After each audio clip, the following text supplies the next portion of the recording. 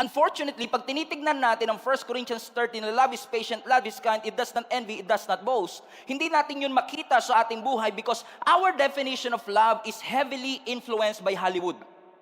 And unfortunately, in our day and age right now, social media na ang nagbibigay ng standard sa definition ng love.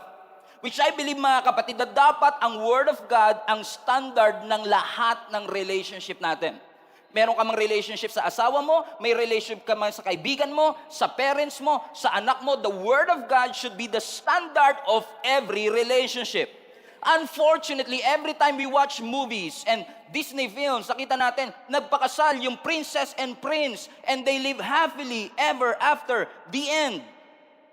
If you think about it, pag nagpakasal kayo, hindi yun ang the end. Yun ang simula pa lang ng gulo. Amen. Unfortunately, we've been lied to.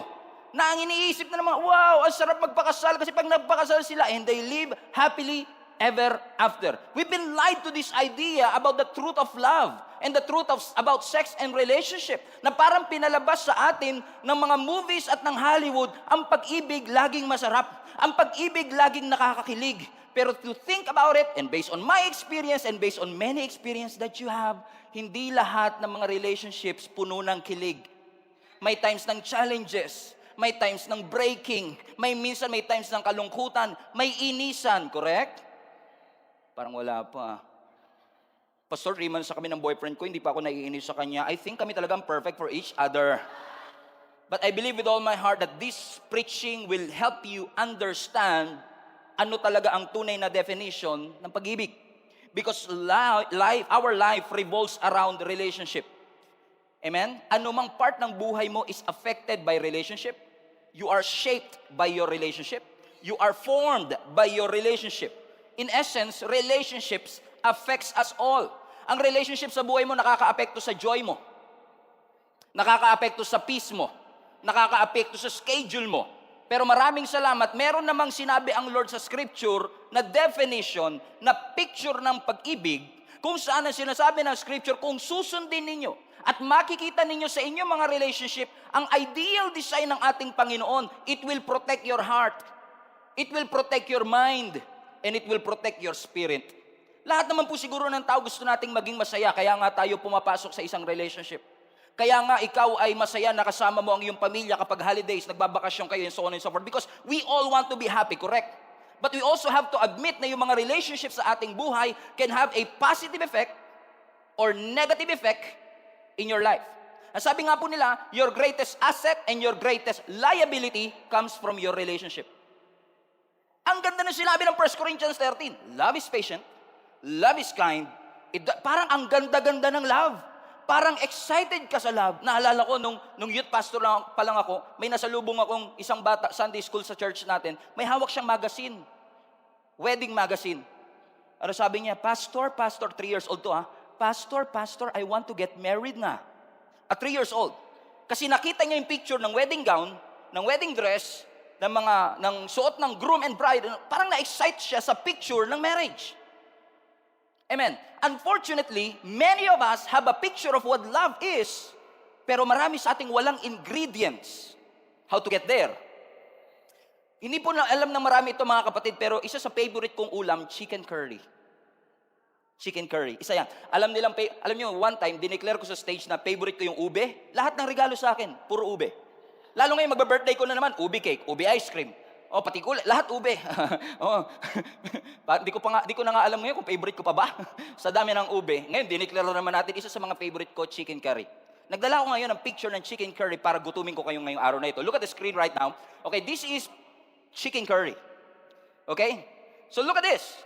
The thing is this, favorite ko ang chicken curry, and I have now the picture of the chicken curry, pero aaminin ko sa inyo ang totoo, hindi ako marunong gumawa ng chicken curry. In fact, hindi ko alam ang ingredients ng chicken curry. Ang alam ko lang, chicken tsaka curry powder. And that's it. And many of us have this same mindset. You have a picture of what love is, pero hindi mo alam gawin. Hindi mo alam ma-fulfill. Wala kang ingredients of what. Sabi ng Bible, love is patient. Paano yun? Lagi kami nag-aaway ng asawa ko. Love is kind. Paano yun? Parang lagi namang nakasimangot yung asawa ko. Parang ang bagsik-bagsik niya sa buhay ko. Hindi mo makita ngayon kasi you have the picture, but you don't have the ingredients of it. Kaya pag tinanong mo, maraming tao ngayon, kamusta ang mga relationship mo? Well, it's complicated. But it's complicated because you have the picture, you have this ideal relationship goals. Pag tinitignan mo sa social media, may dalawang lalaki, may dalawang couple, magka-holding hands, sabi mo, wow, relationship goals.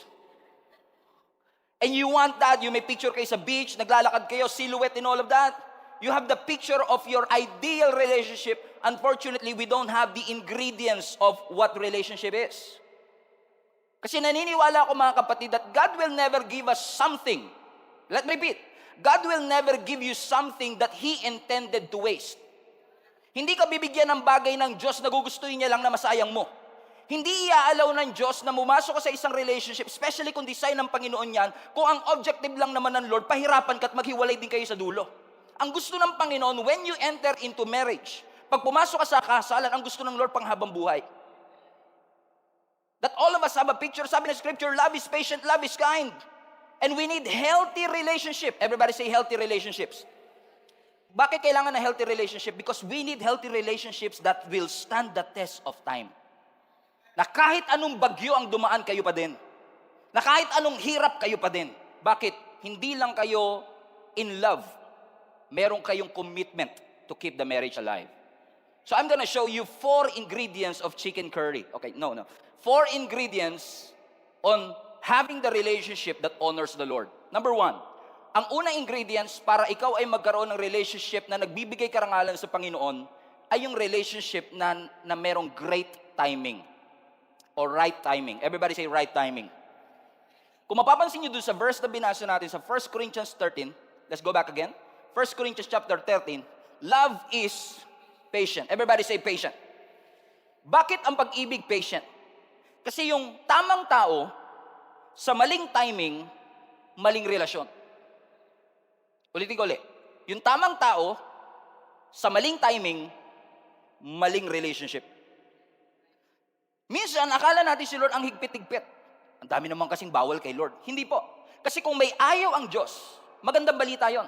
Kasi kung may mga ayaw ang Diyos sa buhay natin, ibig sabihin may mga gusto rin siya. Okay? So hindi lang sinabi ng Lord na ayaw niya. Hindi sinabi ng Lord manatili ka ng single forever. O manatili ka ng single mom o single dad forever. Ang sinasabi lang ng ating Panginoong Yesus, may mga certain ingredients that will help you achieve the picture of what love is. Ano sinasabi ng Panginoon sa atin, kailangan kung may mga ayaw ako sa buhay ninyo, makinig ka. Kasi kung may ayaw ako, makinig ka, kasi may mga gusto rin naman ako sa iyo. Ang sinasabi ng Panginoon, huwag mong i-rush. Do not settle for less and stop compromising your convictions. Dahil lang gusto mong ma-please yung naliligaw sa iyo o yung boyfriend mo sa ngayon. Actually, Pastor, yun nga ang problema ko kasi I want to preserve my virginity and my purity hanggang ako ay makasal. Pero yung boyfriend ko, pinipressure niya ako na isuko ko na rin yung bataan ko para daw patunayan ko sa kanya na mahal ko daw talaga siya.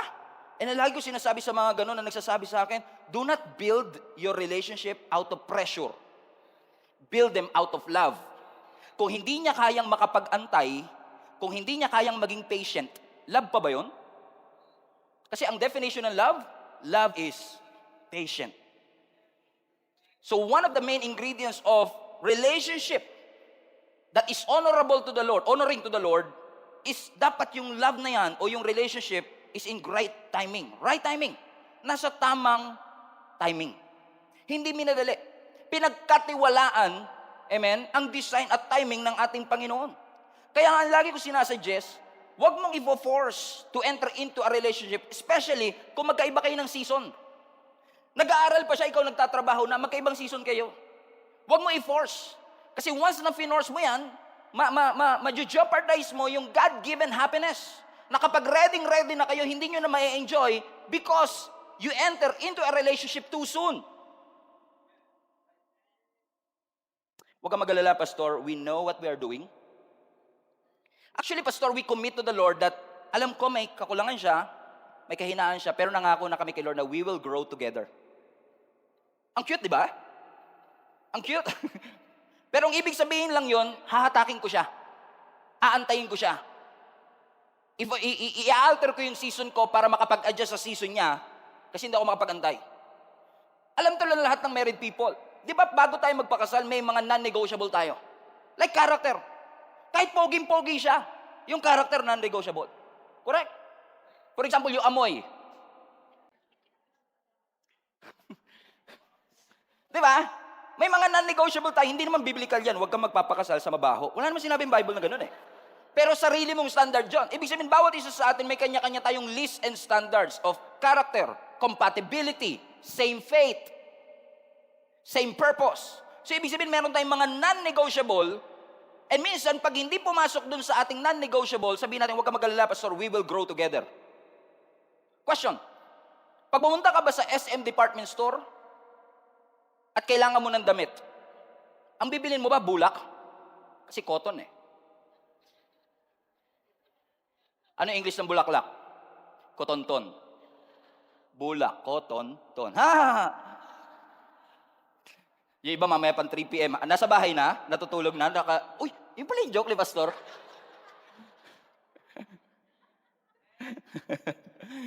Amen? Pupunta ka ba sa SM department store, kung kailangan mo ng damit, bibili ka ba ng bulak? Hindi. Ba't ka bibili ng bulak kung pwede namang damit na kagad bilhin mo?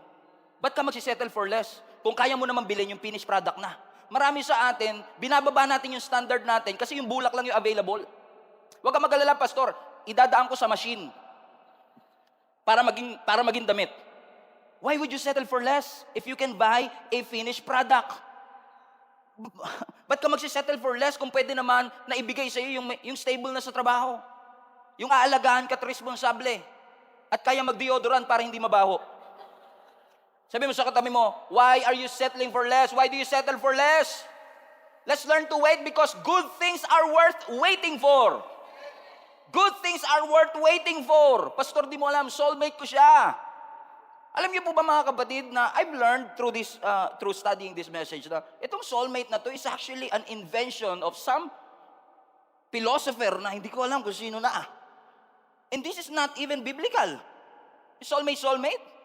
Kasi ang nakaimbento ng story nito is one of the gods in the Greek na nagalit daw ang Diyos sa tao, hinati niya yung kaluluwa natin sa gitna, tapos nagpakalat-kalat yung mga kalahati, ang objective nila, hanapin nila yung kalahati nila. Ang tawag nila soulmate. O yung ang kanilang better half. Amen? Para kang ligaw na kaluluwa. Okay na naghahanap. Amen? Bakit? Kasi parang, Pastor, hindi ko kompleto kasi pag wala siya, naniniwala ko meron talagang isang lalaki yung binigay ang Panginoon sa akin. Feeling ko siya na talaga. Sino ba yan? Si Piolo po. Siya talaga. Pinagpe-pray ko nga si Piolo talaga. Feeling ko talaga siya yung para sa akin. Alam niyo mga kapatid, naniniwala ako na yung idea na meron lang isang taong ibinigay ang Diyos sa'yo is actually a myth. That's not true. I'm not saying dalawa asawahin mo, but I'm just saying na there are a lot of fish in the sea. Meron binigay ang Lord na standards at hindi lang isa. Let me explain.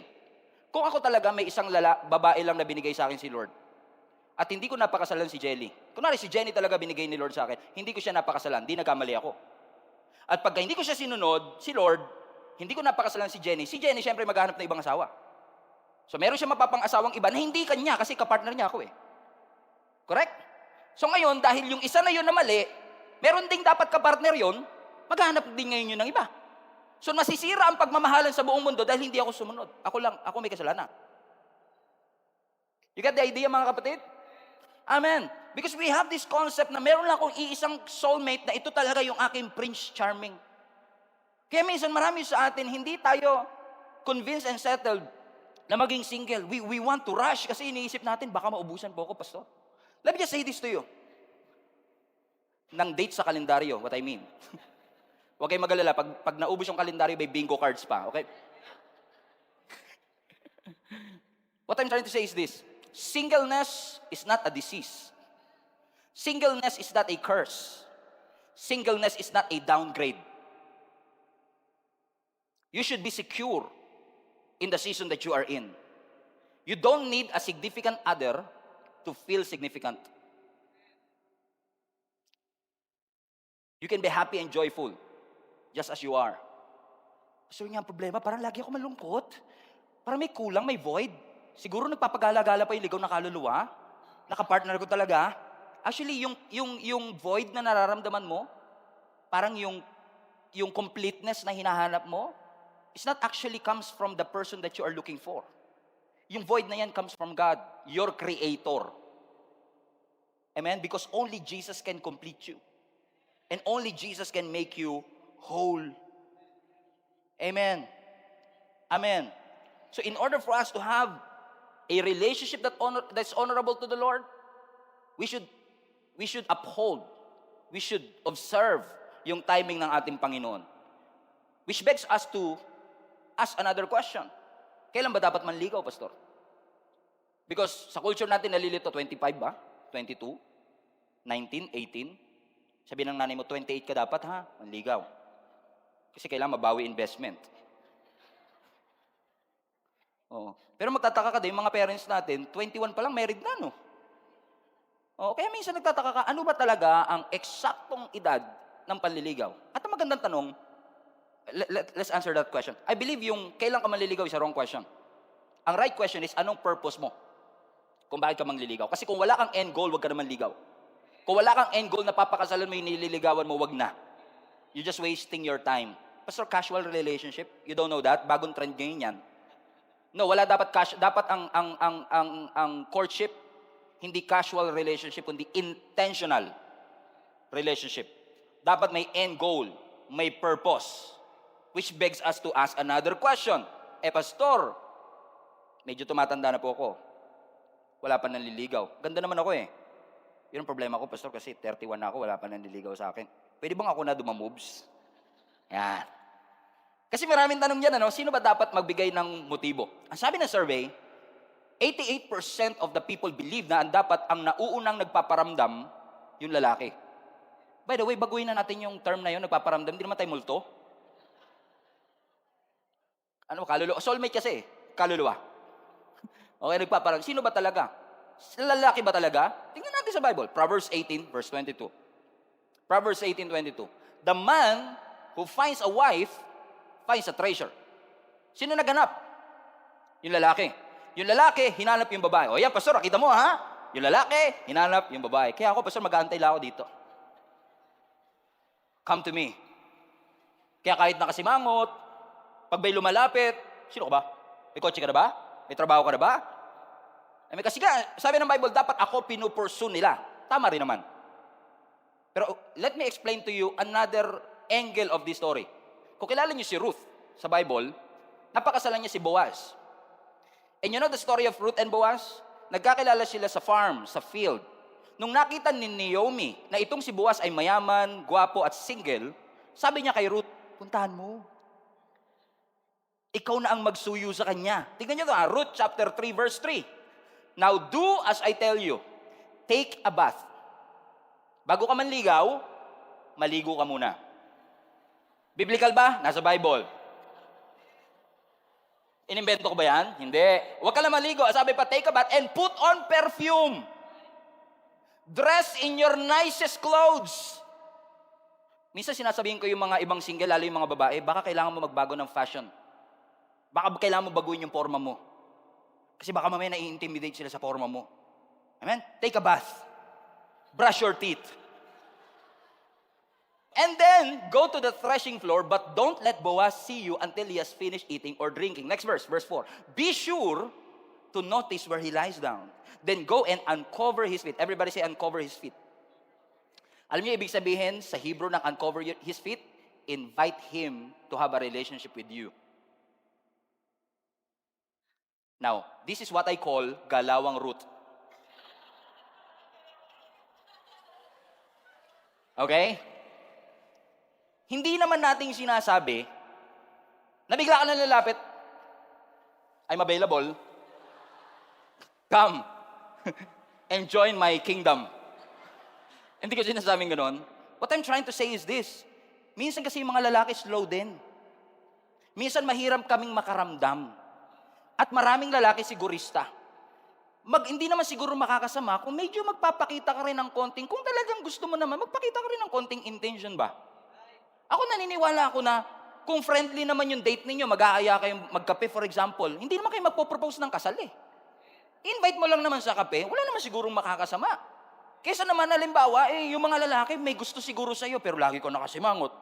Lagi ka nakabusangot, hindi ka pa nag-aayos, yung ganyan. Amen. Tapos pag nilalapitan ka, sige, lapitan mo ako, papahirapan kita. Habol, habol, habol ka sa akin. I'm waiting for the right time. Baka yung timing maubos. Sabi mo sa katabi mo, galawang route na tayo sa 2023, okay? Okay? Ang ibig sabihin ko lang, okay, don't get me wrong. Baka kunin nyo na naman, lagay nyo sa TikTok, mabash tayo. Okay? What I'm trying to say is this, maging intentional din tayo. Ibig sabihin, kung talagang single kayo, let them know that you are single. Wala naman siguro maging masama doon, pero huwag ka ding assuming. Hindi porkit inaya ka ng kape, type ako nito. So I will take a bath, put a perfume, dress my nicest clothes, and uncover his feet. Oh, wag ka ding assuming, ha? Wag ding assuming. Kayo din naman mga lalaki, medyo bilis-bilisan naman natin ang konti din. Kung kayo naman ay parehong stable sa inyong trabaho, di ba? At pareho naman kayong Christian, pareho kayong believer ni Jesus Christ. Pag-uusapan natin ano ba definition ng believer na yan. Amen? Ang believer ng ating Panginoong Yesus. Amen? Di ba? Ganda-gandahan nyo rin kasi yung pick-up lines nyo. Gawin yung Christian yung pick-up lines nyo. Halimbawa, bigyan ko yung sample, ha? Alam mo, sa Joshua chapter 6, yung mga Israelites, paikot-ikot sila sa Jericho, na-fall yung Jericho wall. Ilang beses kaya ako iikot para ma-fall ka sa akin?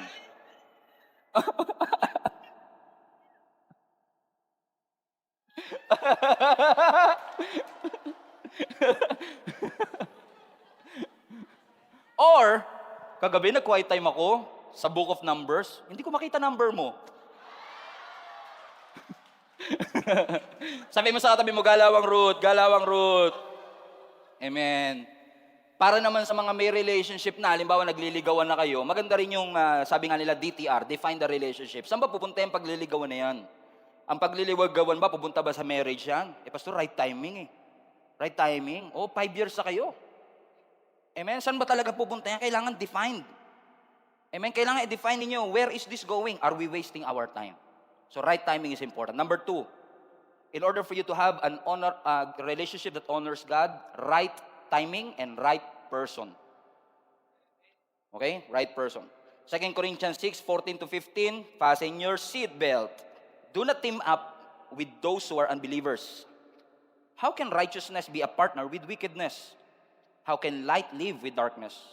What harmony can there be between Christ and the devil? How can a believer be a partner with an unbeliever? Lagi niyong i-desire, mga kapatid, katulad ko. Dinesire ko talaga, Lord, bigyan mo ako ng babae that will support my calling. Kasi alam ko, youth pa lang ako, tatawagin na ako magpastor eh. So pray for someone that will support your calling. Pray for someone that is connected to your assignment. Kasi may assignment ang Panginoon sa'yo. At kung yung assignment ng Lord sa'yo malawak, kailangan panalangin mo sa Lord, Lord, ibigay mo sa akin yung tao na connected sa assignment ko na hindi ako pipigilan. Kasi madalas tayo, pag nagpe-pray tayo ng God's best natin, ang hinihingi lang natin, Lord, ito potential to, baka pwede, palagay lang po sa listahan. Paki-prioritize, Lord. Kasi may potential to, mukhang responsable. Pastor, Lord, kumikita ng 5 digits, 6 digits, may potential tong iaon ako sa hirap. Because we always want to pray for somebody na may potential, hindi masama. Pero pray for somebody with a purpose. Kailangan purposeful ka. Kung sino. Pastor, ba't ngayon lang natin ito pinag-usapan? Kasal na ako eh. Ano magagawin ko dito? Bakit? Kasi madalas tayo may mga listahan tayo, no? Tall, dark, and handsome. And minsan yung mga criteria natin is disregarding the criteria of the Lord. Amen? Kailangan marry somebody with a purpose. Bakit? You are marrying their destiny too. Ang pinapakasalan mo, hindi lang tao, pati destiny niya pinapakasalan mo. Pati assignment niya pinapakasalan mo. You are building your life on this person. So it matters that you are married to the right one. Hindi ka pumipili ng roommate. Hindi roommate ang pinipili mo, partner in life. Hindi business partner ang pinipili mo. Amen? Partner ng calling mo.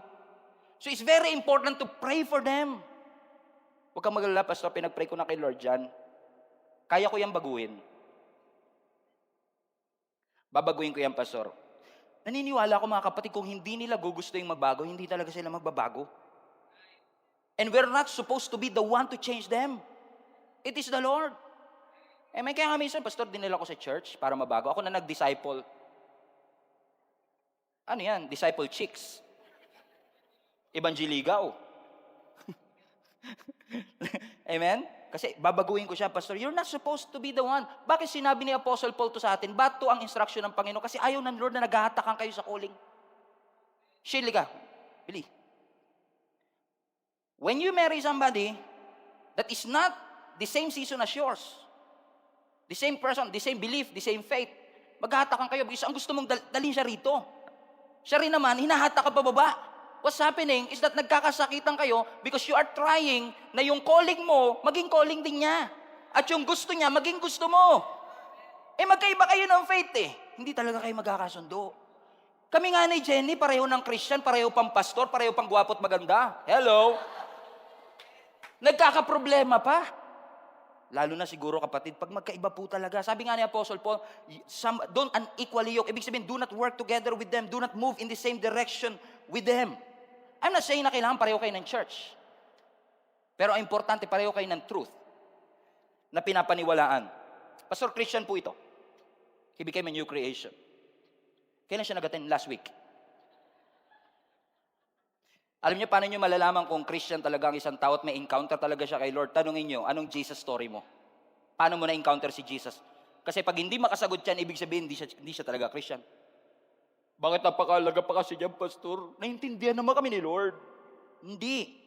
Kasi pag magkaiba kayo ng pananampalataya, magkaiba kayo ng master. Magkaiba kayo ng worldview. Magkaiba kayo ng eternal goals. Magkaiba kayo ng eternal destiny. Magkaiba kayo ng sources of wisdom. You are in the spirit, they are in the flesh. It's not okay na isa lang ang malakas.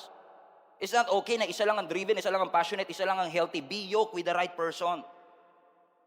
Pastor, you don't understand, my situation is unique. And every time we say my situation is unique, hindi to cover ng biblical principle, is a sign that you've been deceived.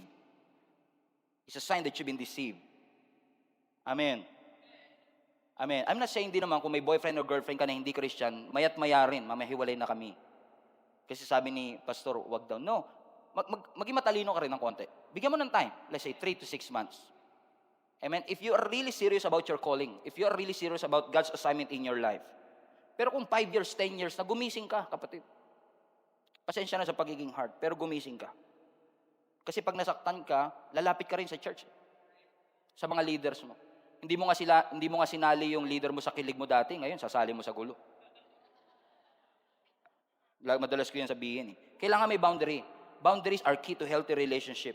When you go outside the will of God, you are perverting the plans of God in your life. Now, paano pagkasal na kami, Pastor? At yung akin na pang-asawa ay hindi Christians. Nangyayari ito sa church. Sa mga relationship natin, isa lang ang Christian at ako Christian, siya hindi.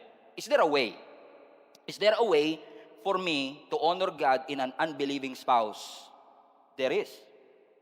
Huwag kang makapag-iwalay kung kasal na kayo. Man, what you can do is to pray to God. At sabihin mo sa Panginoon, Lord, allow my spouse to encounter you. Do not force them. Because kailangan yung relationship nila kay Lord, hindi manipulated but rooted in Christ. Amen? So just pray for them.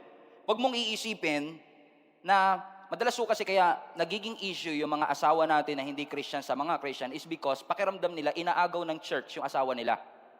At kahit si Jesus pinagsesalosa nila. Correct? So my advice to you is do not make them feel na nawawalan sila ng asawa just because you are committing yourself to the church. Don't make them feel na yung emotional needs mo ay napupunan na ng mga churchmate at yung asawa mo wala nang halaga sa emotional will mo. Mahalin mo lang sila. Amen? Mahalin mo sila. Kasi yung minsan, huwag ka mag-alala pa, so may project tayo, pag-pray natin, yung asawa ko makakilala sa Panginoon. Hindi project yung asawa mo. Huwag mo siyang gawing project. Kailangan makakilala siya talaga. At sana gamitin ka ng Lord para makakilala siya sa Panginoon.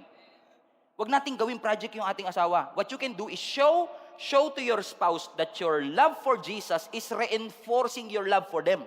Na mas lalo mong minamahal si Lord, mas lalo mo silang minamahal. Amen? Alam niyo, kaya nga sa mga link-up group, isa yan sa laging pinapanalangin namin, na yung mga asawa ng mga link-up members natin makakilala sa ating Panginoon. Kasi maraming cases sa atin, bago ka pa maging Christian, asawa mo na siya eh. Correct? So dati meron na kayong same interest, meron na kayong same habits na nakagawian ninyo. Tapos nung naging Christian ka, wag na raw yan, hindi na raw yan. Kung hindi naman yan maglilid sa pagkakasala, ituloy nyo. Ituloy nyo yung interest na yun. Wag mong ipaparamdam sa kanya na dahil naging Christian ka, lalayuan mo na siya at nandidiri ka sa kanya.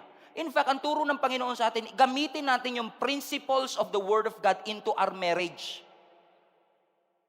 You are the Christian in the house for a reason.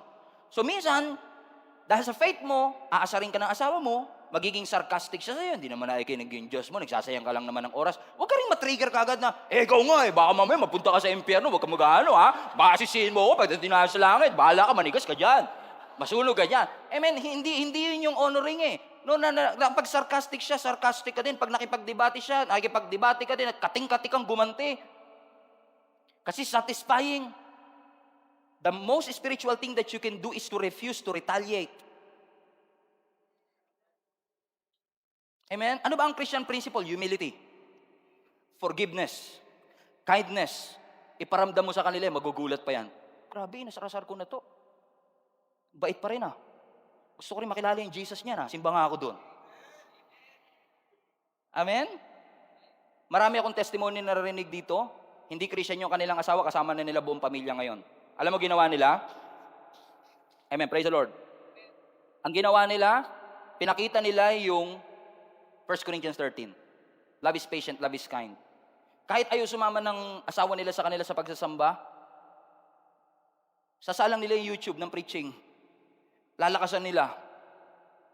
Kahit hindi nakikinig, sige lang, nilalakasan nila. Hanggang sa, minsan, bumagal internet, huminto. Sabi ng asawa, ba't huminto? O, di ba, nakakilala na? Amen? Be a person of humility. Be a person of kindness, of forgiveness. Wag mo, ito pinakamahalaga, wag mong i-undermine ang authority ng asawa mo dahil hindi siya Christian. Porket, alibawa, kayo po ay babae at siya ay lalaki, hindi porket hindi siya Christian, hindi mo na i-honor ang pagiging husband niya. Hindi mo na siya re-respetuhin. Amen? Even, lalo na sa may mga anak. At kung kayo po buong pamilya narito, yung asawa nyo lang po ang wala dito, wag niyong hahayaan na yung mga anak ninyo sumama ang tingin sa kanilang daddy o mommy dahil hindi nagsisimba. Tiga mo, anak yung daddy mo, ang tamad-tamad, no? Tayong lahat magsisimba. Demonyo na yata talaga yan. Amen? Wag niyo isasuggest sa mga anak niyo na dahil iniwan niyo yung daddy ninyo sa bahay kapag Sunday, masamang tao na siya. At wag nating i-associate lagi yung lahat ng masasamang ugali ng tao. Kaya ganyan yan, di kasi Christian yan eh. Correct? Madalas ko marinig yan. Magugulat ka kasi kahit Christian, masama pa rin ugali. Correct? Hindi yan doon nadadaan. Minsan ina-associate lang natin yung mga annoying traits nila. Kaya ganyan yan kasi ganito yan eh. Kakatambay mo yan sa bahay eh. Kakabondi mo yan eh. Kulang ka kasi sa faith eh. Ano sabi ng Bible sa ating Colossians 3:12? Therefore, as God's chosen people, holy and dearly loved. Everybody read this with me. Clothe yourselves with compassion, with kindness, with humility, with gentleness, and patience. Listen, kung ikaw lang ang Christian sa family, all eyes are on you. They will look how you will respond. So respond with humility, respond with kindness, compassion, gentleness, and patience. Amen? Number 3. If you want to have a relationship that honors God, number 3, right circle. The right circle. Ang sabi ng Proverbs 19 verse 20, are you still here? Basa, get all the advice and instruction you can, so you will be wise the rest of your life. 21. You can make many plans, but the Lord's purpose will prevail. One of the famous verses in all of the scripture. Pero anong context? Ang context, sabi ng scripture, lahat ng advice na pwede mo makuha sa mga kaibigan mo, mahal mo sa buhay, i-take mo. Kasi minsan, pag gustong-gusto mo yung tao, nabibingi ka din. Sinabi na nila, mali yan. Kailangan mo ng partner, ng friend, ng companion, correct? Because there is no such thing as solo Christianity, correct? Dapat may nagtuturo sa'yo kahit anong edad mo. May nagre-rebuke sa'yo. May naghahanap sa'yo pag di ka pumunta sa church, correct? Wala na nag-amen Bakit mga kapatid? Kapag hindi mo pinaligiran ang sarili mo ng mga kaibigang maglalapit sa'yo sa Diyos, delikado. Amen. Pero hindi lahat ng kasama at kaibigan mo ngayon makakasama mo forever. Amen? I've learned that one of the wisest quote that I've read is that there will be people in your life that will be there for a reason, for a season, and for a lifetime. Beautiful quote. Beautiful. Na may mga tao sa buhay natin nandyan lang for a reason. Gugupitan ka lang, magbebenta lang sa'yo ng networking. But there will be people that will be there for a season. Season na nag-aaral ka, nagtatrabaho ka, but there will be people in your life that will be there for a lifetime. And I pray na yung mga tao na yun that will be there for you for a lifetime is somebody that will help you grow in your faith. Amen. Do you agree? So in order for you to have a relationship that honors the Lord, you need friends that will tell you, parang mali yata ito, parang tama yata ito, parang hindi yata ito okay. And you should listen to them. Ano yung hindi ko maintindihan minsan? Maraming kaibigan natin, ikaw naman ang pumili sa kanila. Correct? Ikaw ang pumili kung sino yung inner circle mo. Ikaw yung pumili ng kaibigan na nandyan, na sinasabi mo, oy, pag nahirapan ako, kanya kayo para tumulong sa akin. Huwag ka mag-alala, nandito kami for you. Uy, pag kailangan ko advice nyo, dyan lang kayo lagi. Huwag ka mag-alala, nandito lang kami for you. Sino naglagay sa kanila dyan? Madalas ikaw.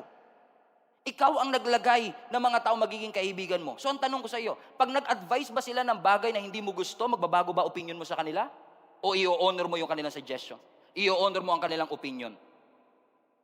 Amen? Hindi aksidente na yung mga magulang mo naging magulang mo.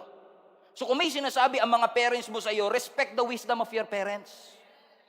Amen. Nilagay ka ng Lord sa isang simbahan, may mga leader ka, may mga pastor ka. Kapag may naramdaman sila, sinabi sila sa iyo, i-consider mo to, gawin mo to. I-consider mo, i-respect mo yung wisdom nila kasi nilagay sila ng Panginoon sa paligid mo at marami sa kanila, ikaw rin naman ang naglagay. Listen to what they say. Ikaw naglagay, tapos pag may sinuggest sila na gustong-gusto mo, amen, kaibigan tayo. Pero pag hindi mo na gusto yung advice sila, hindi na kayo magkaibigan. Respect the wisdom of your friends. Hindi naman lahat ng friends, syempre, may mga amazing wisdom sometimes. Kasi pag nag-break talaga kayo, nag-iwalay na kami. Oh, hanggang dun lang yun. Ang kaya lang i-contribute sa friendship nyo, sound effects. Amen? But we thank the Lord. How many of you are grateful for friends and family that you have in your life? Amen. Sa lahat ng mga young people at mga single, pag may sinabi ang mga magulang ninyo, respeto nyo yung wisdom nila. Hindi lahat ng suggestion nila tama. Hindi lahat ng sinasabi nila tama. Pero karamihan ng sinasabi nila based on experience. Sabi nga nila, papunta ka pa lang, pabalik na sila. Hindi lang kayo nagkasalubong kasi nag-iba ka ng landas eh. Amen. You surround yourself with the right circle. And last but not the least, in order for you to have a God-honoring relationship is the right foundation. And I will close with this, the right foundation. Sino sa inyo gusto niyo yung mga relationships na i-build natin, sisimulan natin, at kung meron pa man tayo ngayon, sa tulong ng Lord, ay ma-build natin sa tamang pundasyon? Amen? Sino gusto? Ako gusto ko.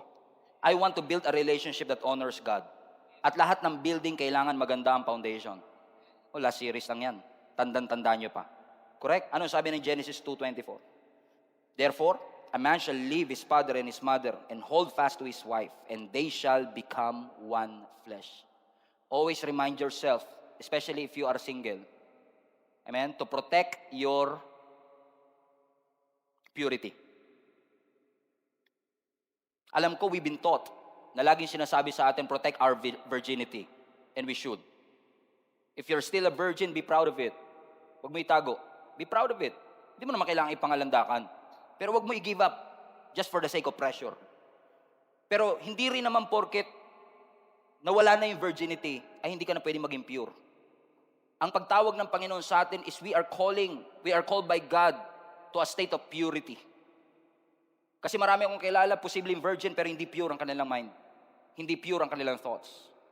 Pero sinasabi ng scripture sa atin, kung ikaw ay papasok sa isang relationship, especially if you are marrying somebody, you will become one flesh. You are committing yourself for better, for worse, in sickness and in health, until death do us part. That when you say, I love you, hindi mo sinasabing, I lust you, I love you. Involves commitment. At pag sinabi mong, I love you, why? Why do you love the person? Dahil mabango? Paano pag amoy paksiw na? Paano pag nabubura yung kilay?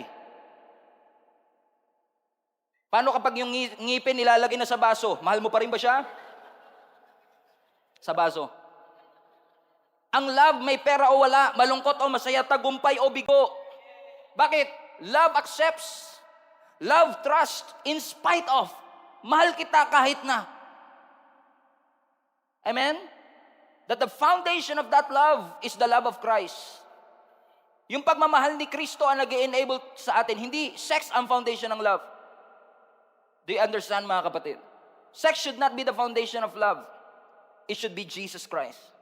And I don't know kung naging malinaw ako, but sex outside marriage is wrong. Amen? But sex within the context of marriage is honoring to the Lord.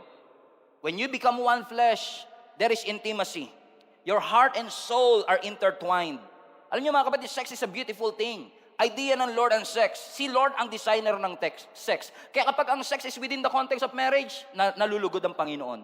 But if it is outside marriage, it's wrong. So we should not allow the culture to define it, the entertainment to define it, the Hollywood to define it. It must be the Word of God that will define what really is relationship that is honoring to the Lord. Alam niyo, sabi ng survey, 59% ng teenagers ngayon, they have a sexual experience already. 59%. You'll be surprised. 59% of teenagers nowadays, they have sexual experience. Ang tanong, saan nila nakuha? Saan nila natutunan? Sa magazine, sa pornography, sa TV, sa Hollywood, sa K-pop, sa Netflix. And unfortunately, churches are not talking about sex and relationship that often. And we should talk about this as often as we can. Because we don't want na yung ating mga anak ay pinapalaki ng Hollywood. It should be the Word of God. Temptation is real. So, kung ang temptation ay totoo, dapat ang accountability, it's huge. Amen! Pwede po ako mag-advise? Kahit na hindi naman po ako magulang pa. Magulang ako sa maraming bagay, pero if you know what I mean. Advice ko sa lahat ng mga parents, lalo kung yung anak ninyo may boyfriend and girlfriend na. Magjowa na ba? Ang advice ko, wag nyo silang papayagang nagsosolo overnight na sila lang. Pastor, wag po kayong mag-alala, Pastor, wala po kaming ginagawang masama. Wala po kaming gagawing masama. Wala pa. Stop living on the edge. Let me repeat, stop living on the edge. Sabi ng scripture, the sex is meant to be joyful, intimate experience between partners. Because our decisions right now, who to marry, where to marry, sino ang papakasalan, saan ito gagawin, the decision that we have in our life, especially in the area of our relationship, must be governed by the Word of God. Hindi dapat govern ng feelings at pituitary glands. Hindi siya govern ng serotonin at dopamine, yung happy hormones natin. Happy kami, Pastor, siguro tama ginagawa namin. Hindi porket happy, tama. Pastor, may mga butterflies in my stomach. Alam niyo ba yung mga butterfly na nagbabakasyon? Minsan magugulat ka, wala Kaya nga, love is not a feeling. It's a decision. It is a commitment. Every single day. Every time we wake up, ako gigising ako, si Jenny gigising, we have to have a commitment that I will love her for the rest of my life. And she will love me for the rest of her life. It is a commitment. Kasi hindi sa lahat ng panahon okay akong kasama. Hindi rin sa lahat ng panahon okay siyang kasama. Kung ang intimacy mo sa Diyos ay mas matimbang kaysa sa intimacy mo sa boyfriend mo, hindi ka mag-give in sa temptation. Pero kung mas matimbang ang intimacy ng boyfriend mo sa intimacy ng Diyos sa'yo, you will give in to temptation.